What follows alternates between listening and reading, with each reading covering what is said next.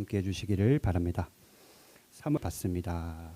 우리에게 주신 하나님의 말씀 출애굽기 15장 22절에서 25절까지의 말씀입니다. 모세가 홍해에서 이스라엘을 인도하며 그들이 나와서 수르 광야로 들어가서 거기서 사흘 길을 걸었으나 물을 얻지 못하고 마라에 이르렀더니 그곳 물이 써서 마시지 못하겠으므로 그 이름을 마라라 하였더라. 백성이 모세에게 원망하여 이르되 우리가 무엇을 마실까 하며 모세가 여호와께 부르짖었더니 여호와께서 그에게 한 나무를 가리키시니 그가 물에 던지니 물이 달게 되었더라. 거기서 여호와께서 그들을 위하여 법도와 윤리를 정하시고 그들을 시험하실세. 아멘. 하나님의 말씀입니다. 자리에 앉겠습니다. 제가 잠시 예배를 위해서 기도하겠습니다.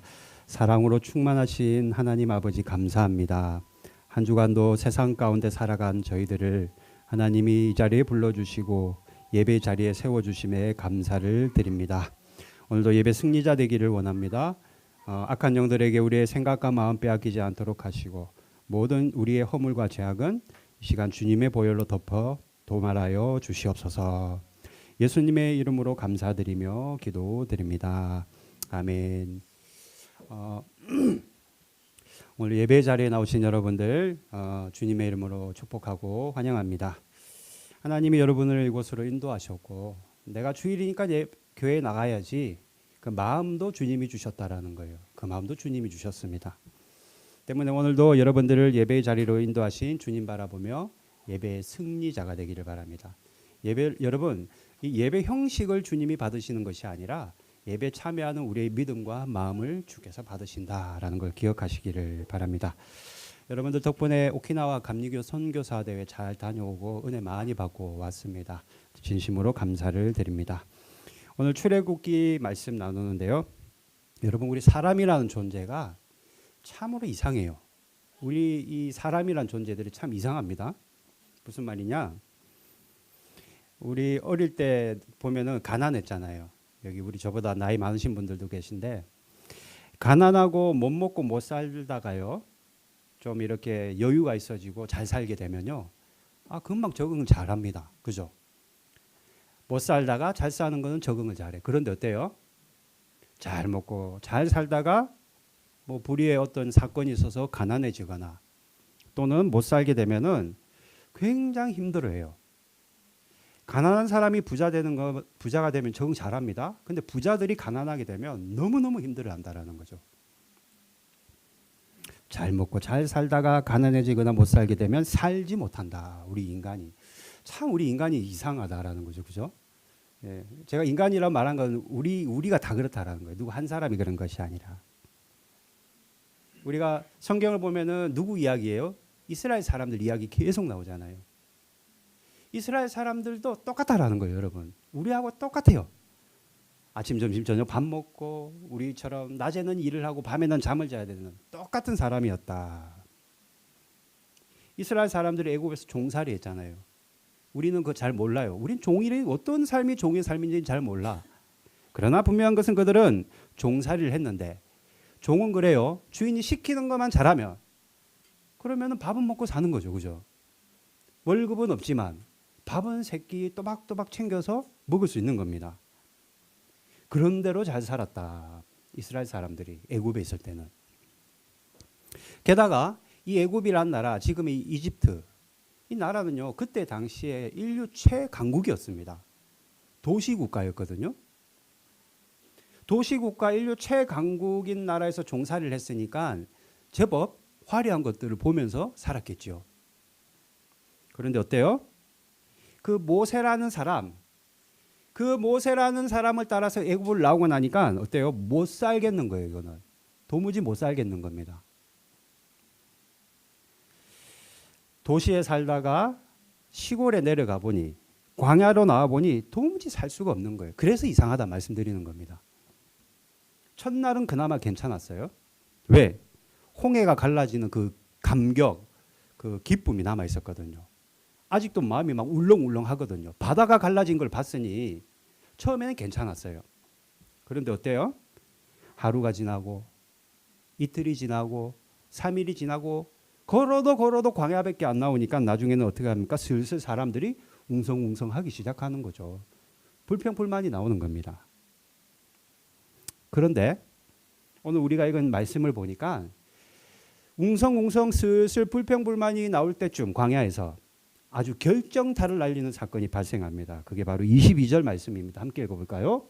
22절 같이 있습니다. 시작. 모세가 홍해에서 이스라엘을 인도하며 그들이 나와서 수르 광야로 들어가서 거기서 사흘 길을 걸었으나 물을 얻지 못하고 물을 얻지 못했다. 물이 다 떨어졌다라는 거 이거 큰일이죠. 그죠? 예. 안 먹는 거는 그나마 다행입니다만 물을 못 마신다라는 거는 이건 뭐 보통 일이 아닌 거죠. 이스라엘 사람들이 애굽에서 탈출할 때 모세를 철저하게 믿었거든요. 지도자로서. 모세만 따라가면 하나님이 모세를 통해 우리를 보호하실 거야. 철두철미하게 믿었다라는 겁니다. 게다가 바다가 갈라지는 거 기적을 봤기 때문에 더 믿음이 강했겠죠. 그런데 어때요? 마실 물이 떨어지니까 여기저기서 사람들이 막 웅성웅성 막 슬금슬금 원망이 나오고 내 이럴 줄 알았어. 내 괜히 내가 애굽에서 나와서 내가 이런 고생을 하고 있어라. 슬슬 아주 한탄한 소리가 나오는 겁니다. 그런데 그 와중에도 계속 걸어갔어요. 걸어가서 마라라는 곳에 도착하게 됩니다. 이 마라라는 곳은 깊은 샘물이 있는 곳입니다. 큰 샘물이 있었는데 사람들 지금은 물이 다 떨어졌지만 이제 마라에 도착했으니 우리가 물을 얻을 수 있겠다 희망을 가졌어요. 그런데 거기서도 더 큰 결정타를 날리는 사건이 발생합니다. 23절 함께 볼까요? 시작. 마라에 이르렀더니 그곳 물이 써서 마시지 못하겠으므로 그 이름을 마라라 하였더라. 목이 말라 죽겠는데 마실 물이 없어서 겨우겨우 한 발 한 발 내딛어서 마라에 도착했는데 거기 샘물이 있는 걸 알고 있는데 막상 가보니까 어때요? 이 사람이 마실 수 없는 물이 있더라는 겁니다. 이제까지는 바다가 갈라진 홍해의 기적을 보면 사람들이 그냥 감격하고 어떻게 하나님이 이런 일을 우리에게 보여주실까 한층 고무되어서 막 기뻐하고 감동받았는데 그래서 우리 이제 앞으로의 광야의 인생은 승승장구할 것 같았는데 막상 물이 딱 떨어지니까 어때요? 물 하나 딱 떨어졌는데 사람들이 그때부터는 원망하고 불평하기 시작하는 거야. 게다가 마라라는 곳에 희망을 걸었는데 거기가 물을 얻을 수 있을 거야. 아주 한 발 한 발 걸어서 거기를 갔는데 가보니까 거기에 쓴물이 있는 겁니다. 도무지 마시지 못하는 물이 일어난 거예요. 여러분, 홍해의 기적이 일어나고 불과 3일 뒤에 사람들의 입에서 원망과 불평과 저주가 나오기 시작했다. 단 3일 만에. 여러분, 기적이 일어난다고 우리 변하는 게 아닙니다, 여러분. 기적이 일어난다고 절대 우리 믿음이 성장하는 것이 아니에요. 3일 만에 이스라엘 사람들이 모세를 원망하고 하나님을 원망했다. 기쁨과 감격이 불평, 원망으로 바뀌는 게 딱 3일밖에 안 걸렸다. 제 말씀 준비하면서 제 모습 같더라고요. 부끄러운 고백이지만. 여러분 한 사람이 만약에 모세라면 어떻게 행동했을 것 같습니까? 사람들의 이런 불평과 원망과 조주를 고스란히 다 받아내야 되는 그 모세 한 사람이 바로 여러분이라면 여러분이 어떻게 했겠어요? 도망갔을 것 같아요? 쥐구멍이라도 있으면 숨었을 것 같아요? 아니면 말을 좀 잘하면은 사람들을 찾아다니면서 하나님이 곧 물을 내려주실 거야, 비를 주실 거야 라고 설득하시겠습니까? 어떻게 하시겠어요? 여러분이 모세라면. 모세는 어떻게 했을까요? 한번 볼까요? 자, 25절 말씀 함께 봅시다. 시작. 모세가 여호와께 부르짖었더니. 모세가 취한 행동은 사람을 찾아다니면서 설득한 것도 아니고 곧 비가 내릴 것이니 조금 기다려보자라고 권면한 것도 아니고 하나님 앞에 나가서 부르짖어 기도했다라는 겁니다. 다른 방법을 찾지 않았다. 사람들의 원망과 비난과 저주를 고스란히 받아야 되는 모세는 사람들을 찾아다니며 설득한 것이 아니라 하늘을 바라보며 두 손을 들고 하나님께 입을 벌려 기도했다. 부르짖어 기도했다. 부르짖었더니 사케브. 모세는 부르짖는 기도가 훈련된 자였고 부르짖는 기도를 믿는 자였고, 그러면 하나님께서 반드시 이 일을 해결해 주실 것을 믿는 자였기 때문입니다. 하나님이 응답했을까요? 어땠을까요, 여러분? 응답 안 했을까요? 한번 봅시다. 자, 25절 중반절 같이 있습니다. 시작. 여호와께서 그에게 한 나무를 가리키시니 그가 물에 던지니 물이 달게 되었더라. 하나님 앞에 살려주세요, 저 좀 살려주세요라고 모세가 부르짖어 기도했는데 하나님이 응답을 하셨어요. 응답했는데 그 응답이 뭡니까? 나뭇가지를 던져라. 하나님이 저 나뭇가지 하나를 가리키셨습니다. 그리고 그 나뭇가지를 쓴물에 던져라고 할 때 마라의 쓴물에 던졌더니 물이 달게 변화되었다. 여러분, 나뭇가지를 물에 던졌는데 쓴물이 달게 되었다. 이게 무슨 말일까요, 이게? 여러분, 그 모세가 던진 그 나뭇가지는 언제부터 그 자리에 있었을까요? 거기 떨어져 있었을 거 아니에요. 언제부터 그 자리에 있었을까요? 갑자기 없는 나뭇가지를 하나님이 짜잔 하고 나타나게 했을까요? 아니요. 어쩌면은 그 나뭇가지는 수십 년 전부터 수백 년 전부터 거기 떨어져 있었던 나뭇가지인지도 모릅니다. 단지 사람들은 그 나뭇가지를 신경 쓰지 않았을 뿐이에요. 눈에 들어오지 않았을 뿐이다. 그 나뭇가지는 원래 거기 있었지만 사람들은 그냥 밟고 지나가는 나뭇가지였을 뿐이었다라는 거예요. 그런데 어때요? 그런 하찮고 보잘것없고 주변에 널려있는 그 나뭇가지를 모세가 기도했더니, 하나님께 부르짖어 기도했더니 하나님께서 그 나뭇가지를 보게 하셨다라는 거예요. 그리고 그 나뭇가지를 물에 던져라 말씀하셨습니다. 말씀대로 마실 수 없는 쓴물이 단물이 되었고, 단물이 되었다는 생명수가 되었다라는 거예요. 만약 여러분, 모세가 하나님께 그 상황에서 원망받고 어떻게 보면은 사람들에게 위협받는 그 상황에서 기도하지 않았다면 그 나뭇가지가 하나님의 은혜의 도구인지 알았을까요? 몰랐을 겁니다. 아마도. 어떻게 알아요, 그거를? 늘 밟고 지나가는 나뭇가지인데. 그게 자신을 살리고 이스라엘 민족을 살릴 생명수를 만드는 가지인 줄 어떻게 알았겠습니까? 모세가 기도할 때 하나님이 영안을 열어주셔서 그 나뭇가지를 보게 하시고 그 나뭇가지를 발견하게 하시고 그 나뭇가지를 통해 하나님이 역사하셨다. 쓴물이 단물로 변하는 기적을 지켜보던 사람들은 어안이 벙벙했겠죠. 이게 무슨 일이야? 뭐 이런 일도 일어나네. 그러나 홍해 바다가 갈라지는 감격이 다시 한번 쓴물이 단물로 변화되는 그 광경을 바라보며 어안이 벙벙했지만 사람들은 이거는 정말 하나님이 살아계시구나라고 믿을 수밖에 없었다라는 거예요. 여러분이 만약에 바다가 갈라지고 물이 변화되는 걸 본다면 안 믿을 수가 있겠습니까? 단 며칠이라도 하나님이 살아계심을 우리는 믿을 수밖에 없는 겁니다. 여러분, 오늘 이스라엘 민족, 마라의 쓴물을 만난 이스라엘 민족의 모습을 통해 저와 여러분의 삶을 돌아볼 수 있어야 돼요. 오버랩되는 모습을 볼 수 있어야 된다. 우리도 똑같다라는 거예요. 저와 여러분은요, 애굽이라는 세상에 살던 사람들입니다. 그죠? 화려한 세상, 도시 국가, 그곳에서 종살이 하던 자들이 바로 우리라는 겁니다. 하나님 모르고 살았어요. 저도 하나님 모르고 살았습니다.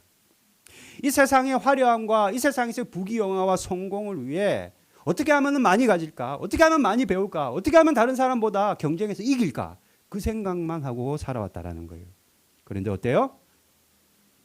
이스라엘 사람들이 모세를 지도자로 믿고 출애굽했듯이 우리는 누구를 믿고 출애굽했습니까? 예수님을 믿고 우리도 출애굽했다라는 거예요. 그래서 우리는 영적인 이스라엘입니다.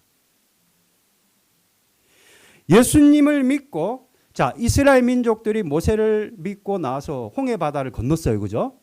그런데 우리도 홍해 바다를 건넜어요. 여러분, 그걸 알아야 돼요. 아니요, 나는 바다에 근처에도 안 가봤는데요, 목사님. 자, 그러면 고린도전서 10장 1절 함께 읽어볼까요? 1절, 2절 같이 있습니다. 시작. 형제들아, 나는 너희가 알지 못하기를 원하지 아니하노니 우리 조상들이 다 구름 아래 있고 바다 가운데로 지나며 2절 모세에게 속하여 다 구름과 바다에서 세례를 받고. 이스라엘 민족이 모세의 지도를 받으며 홍해 바다를 건넌 것을 신약 성경에서는 물세례 받았다라고 그걸 말하고 있습니다. 무슨 말이에요? 우리도 예수님을 따라 홍해 바다를 건넜어요. 왜? 우리는 물세례를 받았기 때문에. 여기 다 받았잖아요, 물세례. 그죠? 우리도 홍해 바다를 건넜다라는 겁니다. 세상과 다시는 내가 애굽으로 돌아가지 않겠다. 물은 이제 갈라졌지만 다시 합해졌잖아요. 우린 그곳으로 돌아가지 않겠다. 이스라엘 사람들은 모세를 통해 그를 따라서 나왔지만 우리는 예수님을 따라 애굽을 나와 물세를 통해 우리가 바다를 건넜고 지금은 이렇게 주님의 자녀로서 우리가 살아가고 있는 겁니다. 그렇다면 우리도 그랬겠죠. 이스라엘 사람들과 마찬가지로. 이제 예수님 잘 믿으면 광야 같은 인생길 절대 목마른 일 없을 거야. 예수님이 내 인생에 복을 참 많이 주실 거야. 이제 내 인생은 승승장구할 거야. 어려움도 없을 거야. 사람들 다 나를 좋아할 거야. 돈도 많이 벌 거야. 하는 일마다 다 잘 될 거야. 이스라엘 사람들과 같이 우리도 분명히 그렇게 생각했다라는 거예요. 언제요? 초신자 때. 초신자 때. 대부분이 그렇게 생각합니다. 복 많이 받으려고 처음에 그렇게 하거든요. 저도 그랬어요. 그런데 어때요? 예수 믿고 잘 된다고 했는데 계속 내 인생이 광야길 막 걸어갑니다. 가다 보니까 어때요? 막 갈증이 나요. 내 인생이. 돈으로도 채워지지 못하고 아이들도 남편으로 아내로도 채워지지 못하는 그런 갈증을 느끼고 때로는 내가 열심히 뛰어간 그곳에 갔는데 그곳에서 마라의 쓴물을 우리가 만나기도 하는 겁니다. 우리 인생이 그렇다라는 거예요. 이스라엘 사람들이 모세를 원망하고 하나님을 원망한 것이 불과 사흘 만에 원망했듯이 우리 역시 금세 마음이 변해서는 예수님을 원망하고 하나님을 우리가 원망하기도 하는 겁니다. 이것이 저와 여러분의 인생이고 우리의 신앙이고 연약함이기도 해요. 그죠? 예수 믿으면 잘 돼야 하잖아요. 만사가 다 잘 풀려야 되잖아. 그런데 목말라. 걸어가도 흙먼지밖에 안 보이는 광야. 게다가 겨우겨우 힘을 내어 걸어갔더니 그곳에는 뭐예요? 해결책은 안 보이고 마라의 쓴물만 있기도 하다라는 거예요. 그럼 어떻게 해야 됩니까? 우리 역시 모세와 같이 하나님께 부르짖어 기도해야만 합니다. 여러분 명심해야 돼요. 이걸 분명히 여러분 기억해야만 합니다. 내 인생이 광야와 같고 채워지지 않는 갈증을 느끼며 더군다나 마라의 쓴물을 만나 내 인생이 다 망한 것 같고 절망한 것 같고 포기하고 싶을 때 그런 순간을 만난다면 그때 여러분들이 모세가 되어서 부르짖어 기도해야만 한다. 이유가 뭐냐? 하나님은 그 기도에 반드시 단연코 제가 장담하는데 반드시 응답하시기 때문입니다. 기도는 만사를 변화시킨다. 만사를 변화시킨다. 안 되던데요 변화가? 기도해 보시라니까요. 기도를 해보시고 그런 말씀을 해야 된다라는 거예요. 만사를 변화시킨다. 월요일부터 목요일까지 감리교 선교사 대회 잘 다녀왔습니다. 신혼여행 때 오키나와 갔다 오고 이제 두 번째 갔다 왔는데요. 너무나도 은혜가 있는 대회. 1년 매년 한 번씩 선교사님들이 모이는데요. 저희 일본의 감리교 선교사님 가정이 50세 가정이 있어요. 제법 많은 거죠. 그러니까 아내분들, 아이들까지 아마 100명이 넘는 것 같아요. 선교사님들 대회 모여서 뭐 하겠어요? 뭐 관광 다닐 것 같아요? 맛있는 거 먹을 것 같아요? 그렇지 않습니다. 종일 예배드려요. 종일 예배드려요. 예. 종일 예배드리고 말씀 듣고 기도하는 거예요. 이번엔 특히 안수기도 많이 받았습니다. 저도 받았고요. 막 팍팍 다 쓰러지고 난리가 났었죠. 저도 마찬가지고요. 부르짖어 기도하고 안수받는 시간들이 있었는데 한날 선교사님들이 이제 기도하는 시간 앞에 광고를 하나 하는 거예요. 거기서 인도자가. 치바 영광교회 여러분 아시죠? 제가 부목사로 있던 그 교회. 그 교회 목사님도 같이 참여하고 있었는데 목사님이 중보기도 제목을 냈다는 거예요. 무슨 일이 있나? 이렇게 보니까 그런 거죠. 그러니까 그 치바 영광교회에 있는 권사님, 저도 잘 알아요. 우리 어머니랑 너무 친한 분이에요. 그 권사님이 연락이 왔는데 치바교회 목사님에게 뭐라고 연락이 왔냐면 남편분이 지금 혼수 상태에 빠졌다라는 거예요. 혼수 상태. 그 권사님도 잘 알지만 남편분도 제가 교회에서 여러 번 뵀거든요. 근데 그 남편분이 혼수 상태에 빠졌대 지금. 그러니까 아내랑 저랑 그 광고 소식을 듣고 깜짝 놀랐습니다. 이게 갑자기 무슨 일이냐고. 그런데 이 남편분이 평소 지병이 있었어요. 지병이 있었는데 일주일에 3번씩 혈액투석을 받았거든요. 예. 이게 보통 힘든 일이 아니라고 하더라고요. 지병이 있고 투석을 받았는데 혼수 상태, 병원에서 그것도요. 혼수 상태 빠졌다니까 어머 막 갑자기 막 가슴이 뛰고 너무 놀래가지고 저도 걱정이 확 밀려오는 거예요. 혼수 상태에 빠진 이유는 치바대학병원 제법 큰 병원에 있었는데도 열이 안 떨어지는 거예요. 이 약도 써보고 안 떨어져요. 저 약을 써봐도 안 돼요. 아주 독한 약을 써봐도 열이 안 떨어지는 겁니다. 열이 너무 오르면 혼수 상태에 빠진대요. 저도 몰랐는데. 병원에는요, 나중에서는 이 약, 저 약 쓸 수 있는 약을 다 쓰고 해도 안 되니까 힘들겠다라고 얘기를 했다라는 거예요. 그러니까 이 권사님이 마지막으로 목사님한테 전화를 해서 기도를 부탁한 거예요. 그러니까 목사님이 우리 선교사대회에 참여하고 있었고 선교사님들 계신 곳에서 이걸 중보기도 제목으로 낸 겁니다. 그러니 한 50명쯤 모인 그 선교사님들이 얼마나 간절히 부르짖어 기도했는지 몰라요. 천정이 들썩들썩 하는 것처럼 정말로 부르짖어 간절히 기도. 저도 너무나도 마음이 아파서 정말로 눈물이 날 정도로 기도했습니다. 그런데 이상하게요. 제 마음에 하나님이 딱 음성을 들려주시는데 기회다. 이런 마음을 주시는 거예요. 기회다. 이번이 기회다. 이번이 기회다. 아니 무슨 이번이 기회야. 지금 사람이 죽게 생겼는데. 그러면서 갑자기 한 사람이 딱 생각나는 거예요. 사진 좀 띄워주십시오. 예, 정 집사님. 이 사람이 생각나는 거예요. 제가 한 15년 전인가 읽었는데 유기주고 영에 산 사람 후쿠시케 다카시 이 사람 생각이 불현듯 확 나는 거예요. 저한테. 그러면서 기회다. 이분이요. 후쿠시케 다카시 상이 일본 최고의 공학자입니다. 아내분이 한국분이에요. 이 한국분인데 아내분이 이 다카시 상을 복음을 전하기 위해서 얼마나 기도를 많이 했는지 몰라요. 그런데 이 사람이 얼마나 세상적인 사람이냐면요.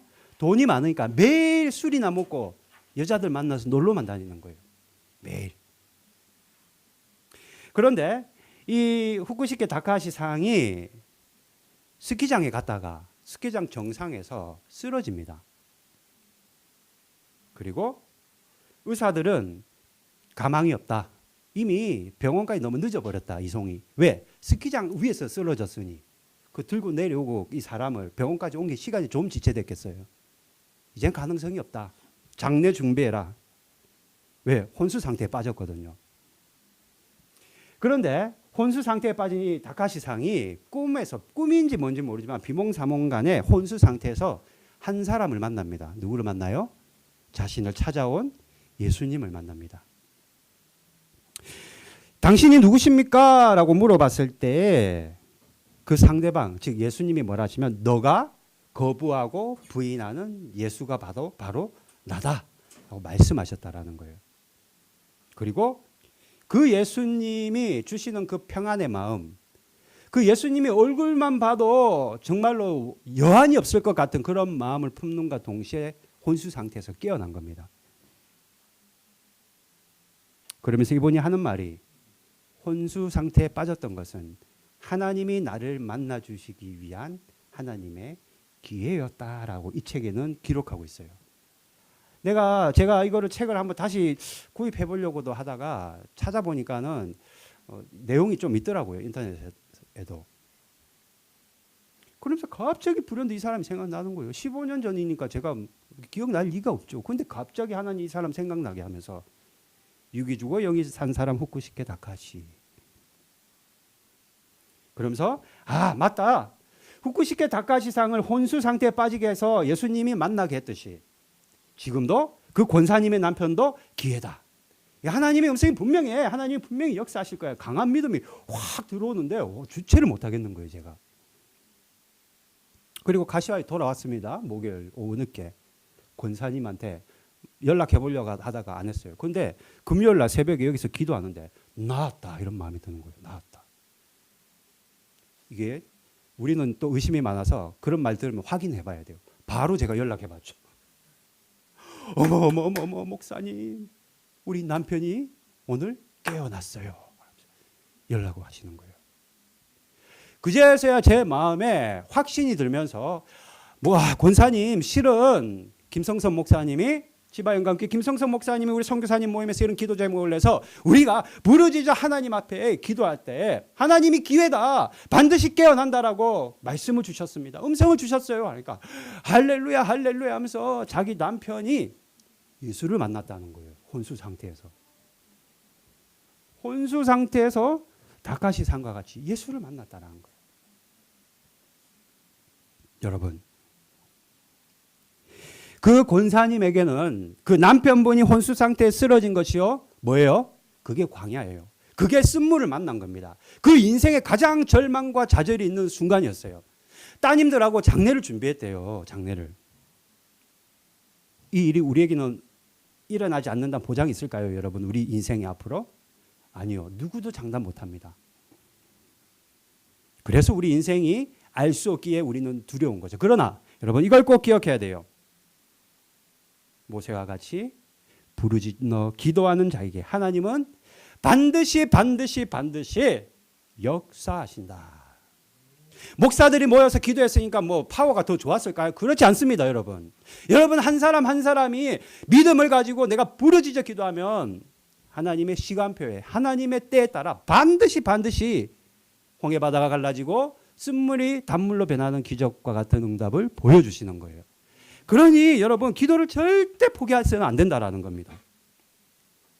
제가 부르짖어 기도해야 됩니다 이런 얘기 예전에도 어떤 분에게 한번 했더니 그분이 나는 성격상 소심해서 막 부르짖는 기도를 못 하겠다는 거예요.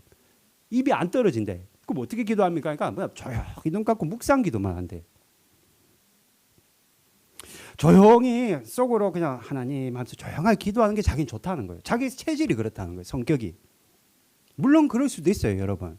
그죠? 물론 그럴 수 있죠. 그러나 여러분 이걸 꼭 아셔야 돼요. 조용한 기도를 드리는 분은 부르짖는 기도를 배워야 되고 늘 하나님께 부르짖어 기도한 사람은 조용한 묵상 기도를 배울 수가 있어야 된다라는 겁니다. 여러분 예레미야 33장 3절 말씀 함께 볼까요? 같이 있습니다. 시작. 너는 내게 부르짖으라. 내가 응답하겠고 내가 알지 못하는 크고 은밀한 일을 내게 보이리라. 지금은 몰라요. 우리가 부르짖어 기도해도 내 손에 잡히는 거 없고 눈에 보이니까 아무것도 없을 수 있어요. 그러나 반드시 하나님이 응답하시는데 크고 은밀한 일을 우리에게 보여주신다라고 하나님이 직접 우리에게 약속하셨기 때문입니다. 모세가 하나님 앞에 절체절명의 인생의 위기의 순간 쓴물을 만났을 때 무릎 꿇고 하나님께 부르짖어 기도했을 때 하나님이 나뭇가지를 발견하게 하셨듯이 우리가 하나님 앞에 간절한 마음으로 믿음을 가지고 기도할 때 하나님은 우리 인생의 은혜의 나뭇가지를 발견하게 하시고 그것을 통해 역사하시는 하나님을 분명히 우리가 만나게 된다는 것을 우리가 믿어야만 하는 겁니다. 그렇다면 여러분들 오늘 이 자리에 계신 여러분들 가운데 내 인생이 너무나도 메마르고 황폐한 그리고 갈증을 느끼는 광야와 같다. 또는 내가 여기까지 달려왔는데 평생을 내가 이것을 붙잡기 위해서 살아왔는데 막상 가져보니 단물이 아닌 쓴물과 같다. 내 인생 지금 쓴물을 마시는 것과 같이 죽을 것만 같다라고 하는 분들이 계시다면 누구를 찾아다니고 어디 점집에 가서 점을 볼 것이 아니라 하나님 앞에 여러분 간절하게 기도해야 된다라는 거예요. 부르짖어서 그것도. 마귀는요, 여러분, 하나님 부르려고만 해도 입을 딱 닫아버려요. 왜? 그 부르짖는 그 소리에 능력이 있거든요. 자꾸 하기 싫게 만들어. 입을 못 벌리게 만들어. 그러나 하나님 앞에 간절한 마음으로 부르짖는 자에게 눈을 열어주시고 은혜의 나뭇가지를 반드시 발견하게 하시고 그 나뭇가지를 통해 우리 인생, 쓴물과 같은 인생이 단물로 바뀌는 역사를 허락하시는 거예요. 이게 복이라는 거예요. 복권 당첨되는 것이 복이 아니고 내가 높아지는 것이 복이 아니고 내가 비록 힘들고 어렵지만 하나님의 은혜의 나뭇가지를 발견하게 하시는 것이 내 인생의 축복이다라는 겁니다. 그러나 우리가 부르짖어 기도할 때 한 가지를 꼭 기억해야 돼요. 여러분 한 가지. 내가 하나님께 부르짖어 기도했더니 하나님의 은혜의 나뭇가지를 발견하게 했어. 그럼 그거 어떻게 해야 돼요? 손에 들고 있으면 됩니까? 어떻게 해야 돼요? 물에 던져야죠. 그걸 물에 던져야 되는 거예요. 25절 하반절 마지막 절 한번 읽어볼까요? 25절 하반절 시작. 여호와께서 그에게 한 나무를 가리키시니 그가 물에 던지니 물이 달게 되었더라. 아멘. 사람들이 보기에는 말도 안 되는 얘기. 나뭇가지를 물에 던졌는데 어떻게 물이 변합니까? 무슨. 사람들은 희낙낙 비웃고 난리가 났었지만 그럼에도 불구하고 하나님이 말씀하셨기에 그걸 던졌다라는 겁니다. 말씀의 순종으로 옮겼다라는 거예요. 나뭇가지를 물에 넣는다고 물이 변할 수 있을까? 모세도 마음속으로는 의심했는지도 몰라요. 그럼에도 불구하고 하나님이 그렇게 하라고 하니까 순종하며 그걸 던졌더니 어떻게 됐습니까? 쓴물이 단물로 변하는 역사를 경험하게 되는 겁니다. 우리에게도 마찬가지예요. 하나님이 은혜의 나뭇가지를 발견하게 할 때가 있어요. 어떨 때는 그게 나뭇가지가 예배가 될 수도 있어. 아, 오늘 가기 싫었는데 좀 집에 자고 싶었는데 예배를 갔더니 어머, 오늘 이거 나한테 주는 말씀이네. 야, 은혜 받았다. 그럼 그게 나에게 은혜의 나뭇가지인 거예요. 무심코 뭐 유튜브를 보든 뭘 하든 방송을 보다가 어떤 목사님의 설교를 들었는데 어머, 이 말씀이 지금 내 상황에 딱 맞는 말씀이네. 내가 힘을 내야 되겠다. 다시 일어나야지. 용기를 가져야지. 내가 다시 으쌰 해야지.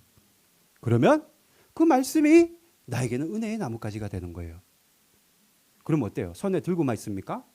그걸 내 인생에 던져야죠. 그걸. 무슨 말이에요? 순종해야 된다라는 거예요. 듣고 흘리면 안 된다라는 거예요. 능력이 안 나타난다 그러면. 제가 오늘 매주 여러분들 만나 말씀 전하는데 그래 좋은 말이지 뭐.